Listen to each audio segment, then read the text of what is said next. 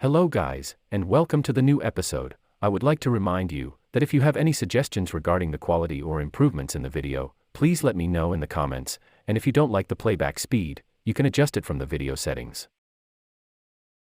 The villain realized that his dad went through his PC and followed him. He starts shouting on his father, and said his father was embarrassing him in front of Zoe, and he has ruined everything. By looking at him, Daniel saw himself and realized his mistakes.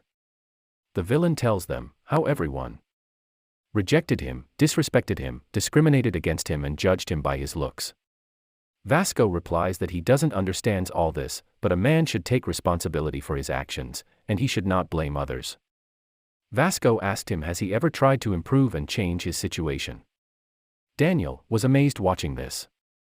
The antagonist screams at Vasco. He said Vasco has no idea how the people at the bottom are treated, and no matter how hard he tried, he won't be able to change anything, and it's a waste of time. Vasco thought for a bit, and replied that he was able to change his situation. Vasco's words shook Daniel to the core. The cops arrived at the situation and caught the villain red-handed. His father begged for forgiveness, but it was useless. Vasco asks Daniel is he okay and tells him that he did a great job protecting Zoe. Zoe grabs Daniel and bursts into tears. She calls him Piggy and asks whether he is injured. She was concerned.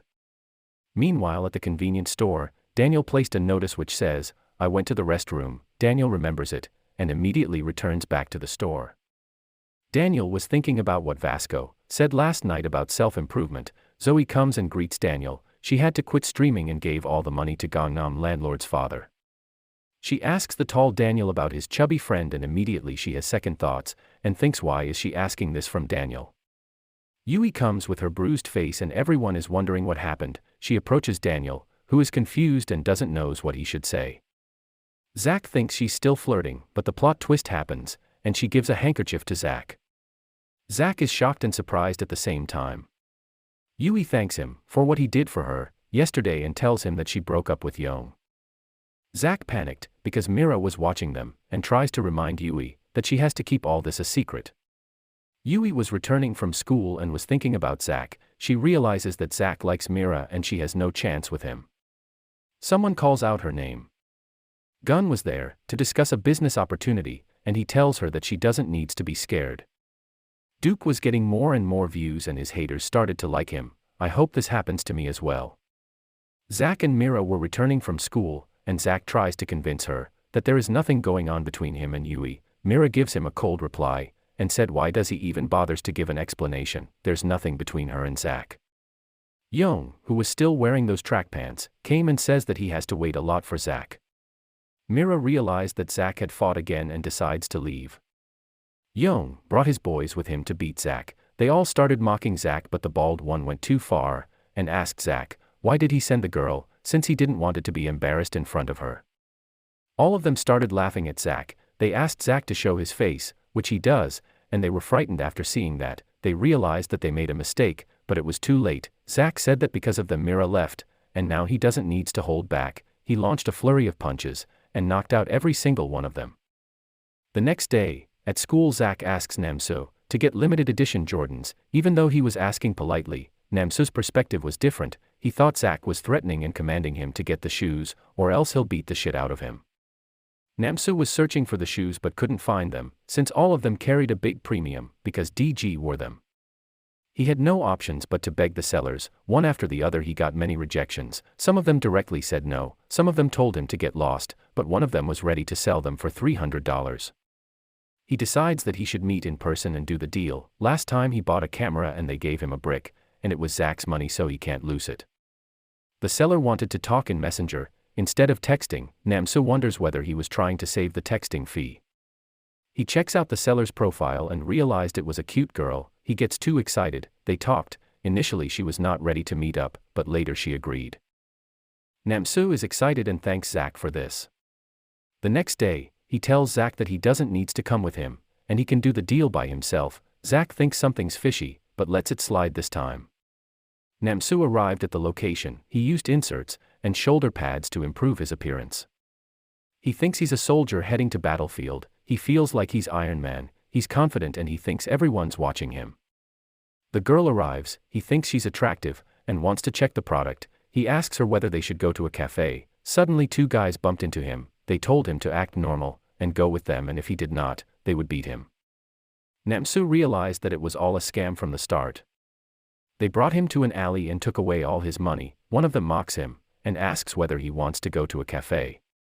The girl told Namsu that he wasn't talking to her, and it was not her number, only her pic. The girl asks her boyfriend to not use her pic, and tells him that it's very annoying. The guy ignores her, and counted the money. He told Namsu that it could have been a lot easier. If he'd just transferred the money, they would have used their fake bank accounts. Namsu realized he was talking to this person on phone, and wonders what should he do now. After all, it was Zach's money. As they were leaving, Fat One threatened Namsu that they have his personal details, and if he tried to report this, they'll come for him. Namsu tells them to return the money, since it didn't belong to him, and he has to return it. He tries to scare them, and told them that this money belonged to a boxer, and if they didn't return it, this might cause trouble. The girl tells Namsu he couldn't track them as they were using fake numbers, and he should have left while he had the chance. Their leader said, "That's why you can't go easy on people," and tells him that he's a boxer as well.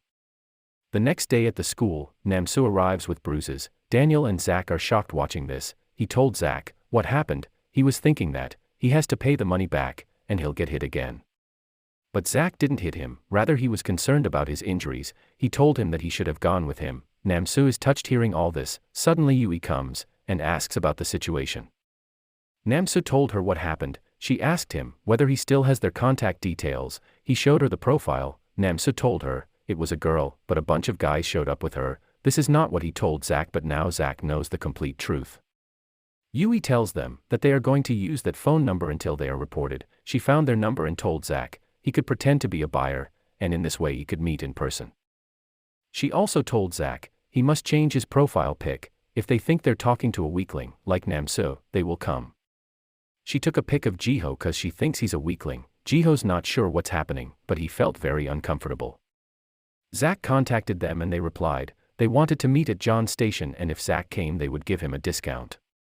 Daniel asked Yui how did she knew about all this. She tells him that his ex was a scammer as well, and if Zach didn't help her, he would have still be there. Mira was listening all this.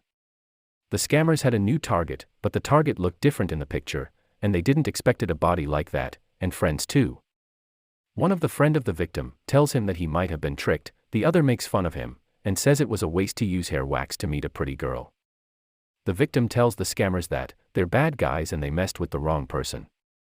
One of the scammer told them to hand over the money and leave. As they were mocking them, suddenly one of the scammers attacked them and knocked one of the victims. He told them he's a black belt in Taekwondo. Suddenly the fat one attacks the other victim and tells him he's a judo practitioner, and he's the strongest in his studio. He completely overpowered him. As they were ready for a fight, the leader of the scammers told them he's the strongest one there. In the next scene we can see the leader seated over his victim and counting the money. He said selling laptops is the best. He tells us that it's a good day, and he should grab some food or maybe a drink, and there's another customer coming today. The girl watches all this and cries for help.